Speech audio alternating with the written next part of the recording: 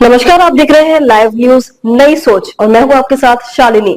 आओ बढ़ते हैं आज की बड़ी और खास खबरों की ओर। वक्फ संशोधन बिल को मिली राष्ट्रपति द्रौपदी मुर्मू की मंजूरी, अस्तित्व में आया नया कानून।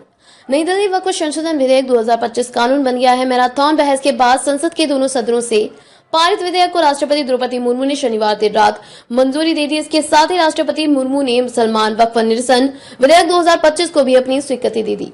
सरकार ने एक अधिसूचना में कहा कि संसद से पारित वक्फ संशोधन अधिनियम 2025 को राष्ट्रपति की मंजूरी मिल गई है। इससे पहले लोकसभा और राज्यसभा से वक्फ संशोधन विधेयक गर्मागर्म बहस के बाद पारित कर दिया गया था। वहीं नई कानून को कांग्रेस, AIMIM और आम आदमी पार्टी आप ने अलग अलग याचिकाओं के साथ सुप्रीम कोर्ट में चुनौती दी है। नई कानून का उद्देश्य पक्षपात, वक्फ संपत्तियों का दुरुपयोग और वक्फ संपत्तियों पर अतिक्रमण को रोकना है। सत्तारूढ़ राष्ट्रीय जनतांत्रिक गठबंधन NDA सरकार ने कहा कि यह कानून मुस्लिम विरोधी नहीं है। वहीं राष्ट्रपति द्रौपदी मुर्मू के हस्ताक्षर के बाद वक्फ संशोधन विधेयक कानून बन गया है। अब पूरे देश में नया वक्फ कानून लागू हो जाएगा।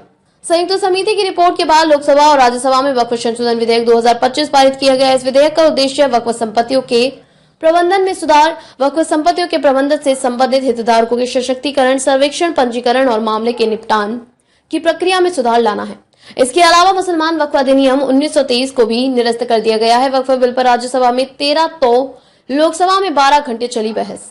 राज्यसभा में इस बिल पर करीब 13 घंटे तक चर्चा चली। इस विधेयक लोकसभा में करीब 12 घंटे तक चली मैराथन बहस के बाद पारित हुआ था। इसके बाद विधेयक को कानून बनने के लिए राष्ट्रपति द्रौपदी मुर्मू के पास उनके मंजूरी के लिए भेजा गया था। इस पर उन्होंने हस्ताक्षर कर कानून बनाने को मंजूरी दे दी। JP नड्डा ने वक्फ अधिनियम के निपटने के तरीके को लेकर कांग्रेस पर कड़ा प्रहार किया था और आरोप लगाया कि कांग्रेस ने इस कानून को इस तरह बनाया है कि जिससे कथित तौर पर भूमाफियाओं को मदद मिल रही है। ओवैसी ने फाड़ दी थी बिल की कॉपी।